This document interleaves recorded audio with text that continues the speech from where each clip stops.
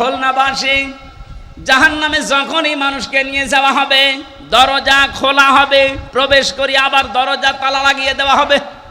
এটা আমি জেলখানায় যাওয়ার পরে এই আয়াতটা আমি উপলব্ধি করতে পেরেছি। আল্লাহ পাক এখানে জাহান্নামের কথা বলার সঙ্গে সঙ্গে জানাননি যে জাহান্নামের দরজা খোলা থাকবে না। জাহান্নামের দরজা সব সময় বন্ধ থাকবে, শুধু আপনাকে প্রবেশ করানোর পরে আবার তালা লাগিয়ে দেবে। বাংলাদেশ সহ বিশ্বে যত কারাগার আছে, জেলখানা আছে, সব নিয়মই এইটা। আসামি প্রবেশ করাবে, করানোর পরে বন্ধ করে দেবে, আবার বের করে দেবে, আবার বন্ধ করে দেবে। কখনো দরজা খোলা থাকে না, 24 ঘন্টা দিন রাত তালা মারা। জাহান্নামও আল্লাহ এইভাবেই বানিয়েছেন, 24 ঘন্টা তালা মারা থাকবে। ভেতরে ফেরেশতারা উপর থেকে জিজ্ঞাসা করবে, তোমাদের কাছে কি নবী রাসূল যায়নি?